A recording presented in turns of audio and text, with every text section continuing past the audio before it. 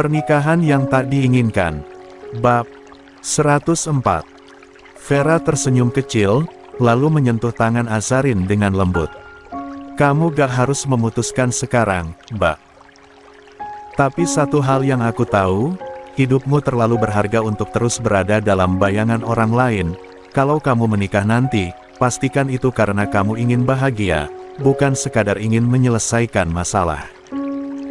Azarin menatap Vera, lalu mengangguk perlahan. Meski hatinya masih ragu, ucapan Vera sedikit memberinya ketenangan.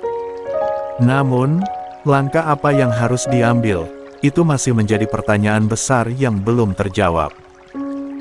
Setelah sepakat, mereka langsung menuju lokasi pembangunan taman kanak-kanak. Selama perjalanan, Azarin tenggelam dalam pikirannya sendiri. Otaknya terus berputar, mencoba mencari cara untuk membuktikan pada jenderal bahwa semuanya sudah benar-benar selesai, bahwa dirinya sudah melangkah jauh dari masa lalu. Setibanya di lokasi, Azarin tidak langsung turun dari mobil, tangannya bergerak pelan meraih ponsel di dalam tasnya. Dengan napas tertahan, dia membuka kontak dan mencari nomor seseorang. Tangannya sempat berhenti di atas layar, keraguan menggelayuti hatinya. Namun, setelah menarik napas panjang, dia mulai mengetik. Ayo kita menikah. Pesan itu pendek, namun terasa begitu berat. Azarin menatap kata-kata tersebut cukup lama, jarinya menggantung di atas tombol kirim. Dalam keheningan mobil, dia mencoba meyakinkan diri. Butuh beberapa saat sampai akhirnya dia memutuskan untuk menekan tombol itu. Begitu pesan terkirim, Azarin memejamkan mata dan menghela napas panjang, seolah baru saja mengambil keputusan besar yang akan mengubah segalanya.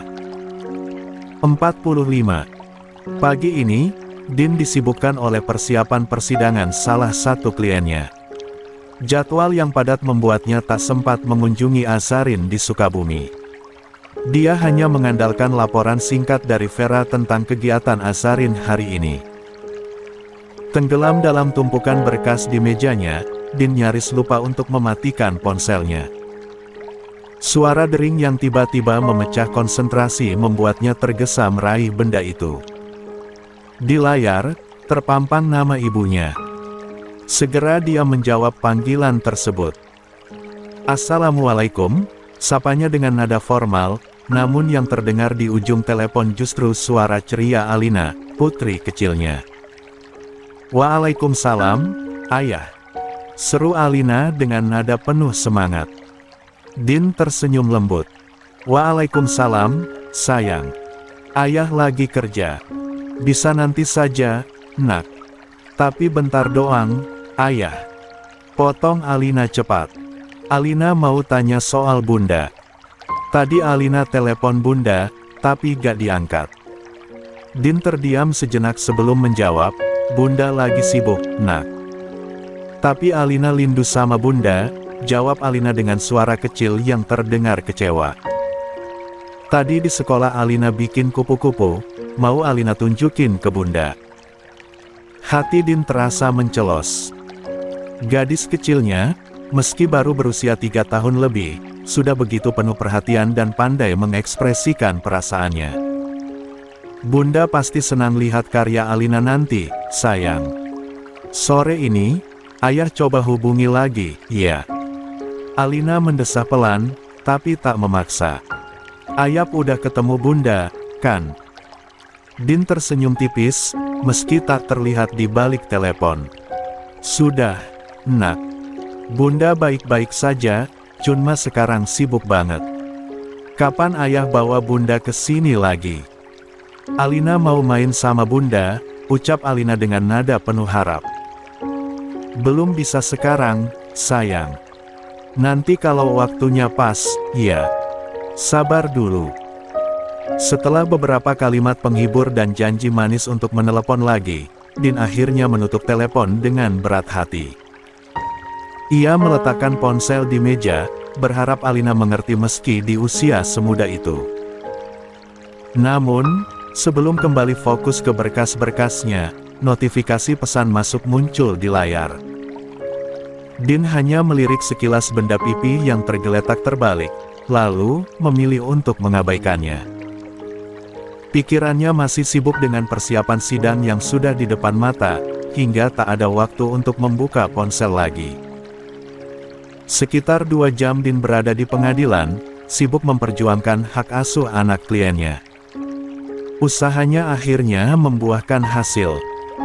Tangis haru dan ucapan syukur mengalir dari sang klien, namun Din menanggapinya dengan profesional, memilih tak larut dalam suasana emosional. Dia segera meninggalkan gedung pengadilan, pikirannya tertuju pada satu tujuan, yaitu Sukabumi.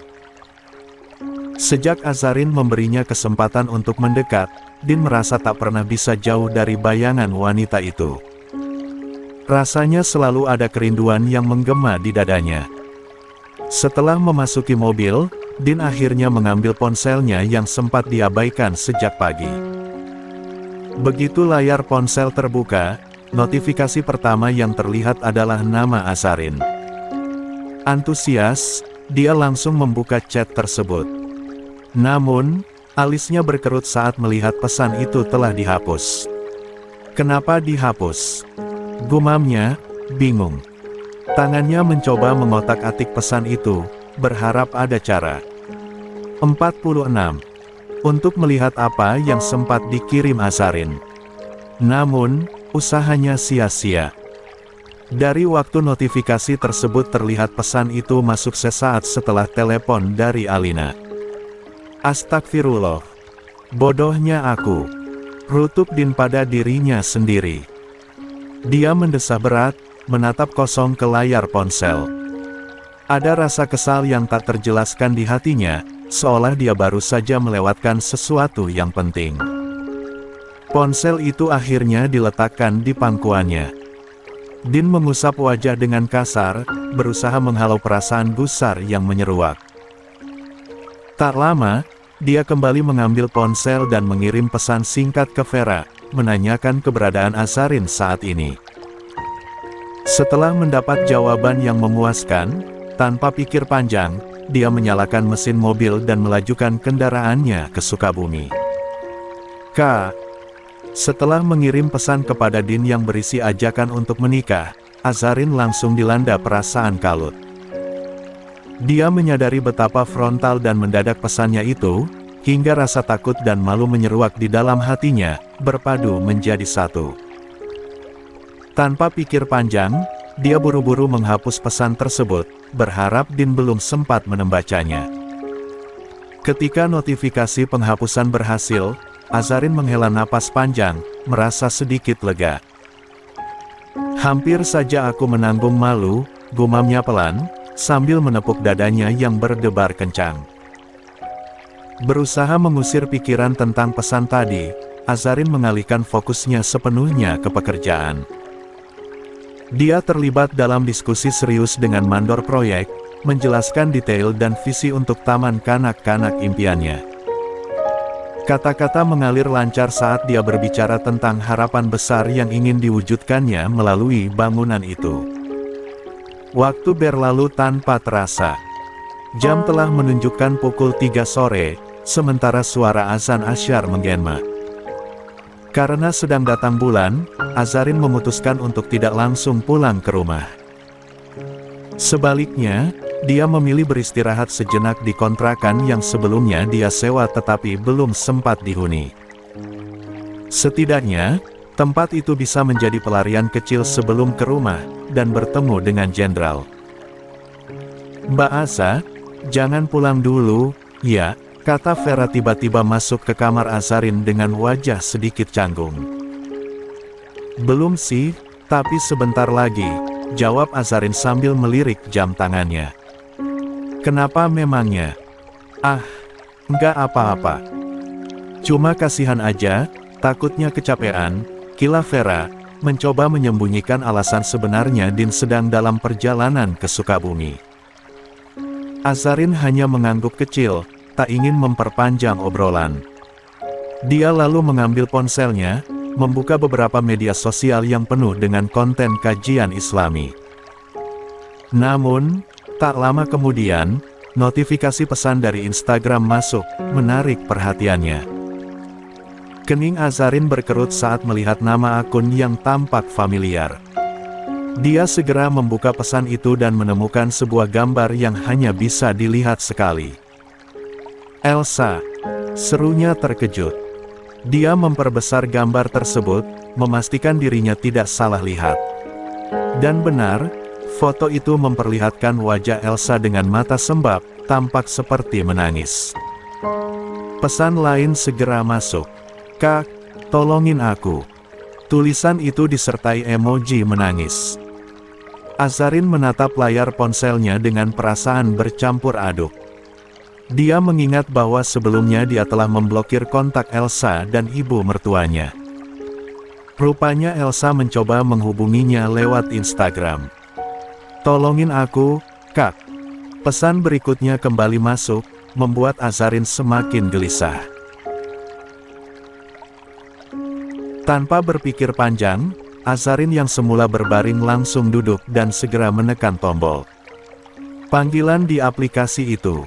Sambungan telepon tersambung, dan suara Elsa yang gemetar langsung terdengar di ujung sana. "Assalamualaikum, El, ada apa?" tanya Azarin, nada suaranya mulai menunjukkan kecemasan. Di seberang, suara Elsa terdengar kacau, bercampur dengan isak tangis. Aku dijebak, Kak. Aku dijebak," ujar Elsa terputus-putus. "Dijebak gimana? Bisa nggak bicara lebih tenang?" tanya Azarin, mencoba menenangkan Elsa meski hatinya mulai panik.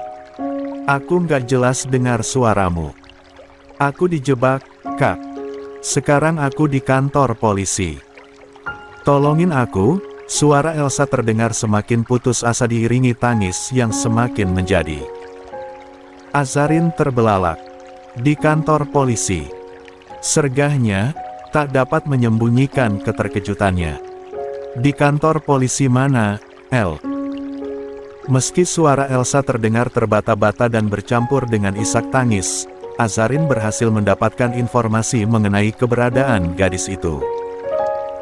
Tanpa membuang waktu, dia segera menarik tasnya yang tergeletok di pinggir kasur, lalu bergegas keluar dari kontrakan. Di luar, mobil Din baru saja tiba. Pria itu tersenyum sekilas saat pandangan mereka bertemu. Namun, Azarin yang tampak terburu-buru segera menghampirinya. "Aku harus ke Jakarta sekarang," ucap Azarin cepat. "Elsa dalam masalah. Dia minta tolong buat selamatkan dia di kantor polisi." Din mengerutkan kening, tak langsung mengiyakan. "Elsa? Elsa yang mana?" tanyanya, ingin memastikan. "Elsa? Adiknya Mas Jenderal," jawab Azarin sambil menarik napas. "Tadi dia telepon aku, minta tolong. Aku nggak tahu apa yang terjadi padanya, tapi dia terdengar sangat panik." Din mengangguk singkat, mengambil keputusan tanpa ragu. "Baik, ayo. Aku antar," katanya sambil kembali masuk ke dalam mobil.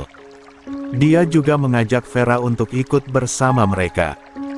Tak lama kemudian, mereka meluncur ke arah Jakarta. Vera duduk di kursi belakang, sementara Azarin duduk di samping Din. Sepanjang perjalanan, Azarin terlihat memandang keluar jendela dengan sorot mata yang tenang, namun Din bisa merasakan ada banyak hal yang berkecamuk di pikirannya. Suasana di dalam mobil terasa begitu hening hingga akhirnya Din mencoba mencairkan suasana. "Tadi kamu kirim pesan ke aku, lalu dihapus lagi. Kenapa, Za? Kamu mau bilang sesuatu?" tanyanya dengan nada lembut. Azarin menoleh cepat, lalu menunduk dengan gelisah. Gak ada apa-apa," jawabnya singkat. Din meliriknya sekilas, tak puas dengan jawaban itu. "Yakin gak ada yang ingin kamu katakan?" tanyanya lagi, kali ini lebih lembut, memberikan ruang bagi Azarin untuk terbuka. Azarin terdiam sejenak, mencoba memutuskan apakah ini saat yang tepat untuk membahasnya. Namun, akhirnya dia memilih menundukkan kepala sambil berkata pelan, "Ada, sebenarnya. Tapi, nanti saja, ya." Din tersenyum kecil mendengar jawaban itu, memilih untuk tidak memaksa. "Baik, nanti kita bicara," ucapnya singkat, lalu kembali fokus pada jalan di depan mereka. Setelah menempuh perjalanan selama 2 jam ke Jakarta, akhirnya mereka tiba di kantor polisi. Azarin, dengan tangan erat memeluk lengan Vera, melangkah cepat masuk, sementara Din mengikuti dari belakang dengan raut wajah serius. Begitu sampai di meja petugas, Azarin langsung bertanya, "Pak, apa benar Elsa ditangkap?" Dia bilang minta 48. Tolong. Petugas polisi itu menatapnya sejenak sebelum menjelaskan, "Benar, Bu. Elsa, seorang mahasiswi Fakultas Ekonomi, kami amankan tadi pagi sekitar pukul 10. Dia ditemukan di sebuah hotel bersama beberapa orang lainnya yang sedang pesta minuman keras dan obat-obatan terlarang." Penjelasan itu membuat Azarin ternganga, pandangannya langsung beralih ke Vera, mencari kepastian. Kata-kata, pesta miras, dan obat-obatan terlarang, seperti petir yang menyambar telinganya. Bagaimana mungkin Elsa, gadis yang dikenalnya dengan baik, terlibat dalam hal seperti itu? "Tidak mungkin, Pak," ujar Azarin dengan suara gemetar. "Saya kenal Elsa. Dia bukan orang seperti itu. Pasti ada kesalahan." Polisi itu menggeleng tegas. "Maaf, Bu. Tidak ada kesalahan. Kami menemukan Elsa di tempat kejadian bersama teman-temannya, lengkap dengan barang bukti." Azarin menarik napas dalam-dalam, mencoba menenangkan diri meski hatinya dipenuhi rasa syok. "Bolehkah saya bertemu dengannya?"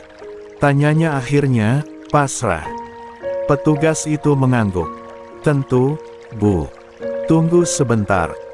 Dia kemudian memanggil seorang polisi lain untuk membawa Elsa keluar dari ruang tahanan. Azarin berdiri diam di tempatnya, jantungnya berdetak cepat. Dia tak tahu apa yang akan dihadapinya, namun satu hal yang pasti, dia harus mendengar penjelasan langsung dari Elsa. Di tengah suasana tegang, Din sibuk bernegosiasi dengan petugas, mencoba mengambil alih sebagai penjamin. Dia sudah menduga Azarin akan memintanya untuk membantu Elsa, jadi dia berusaha menyelesaikan semuanya secepat mungkin. Sementara itu, di ruang khusus, Elsa akhirnya muncul, dituntun keluar dari tahanan. Begitu melihat Azarin, dia langsung berhambur memeluknya erat, tanpa memedulikan apapun. Aroma menyengat alkohol menyeruak, membuat Azarin berusaha menahan napas dengan susah payah. "Apa yang terjadi, El? Ibu tahu kamu ada di sini?" tanya Azarin dengan nada penuh cemas.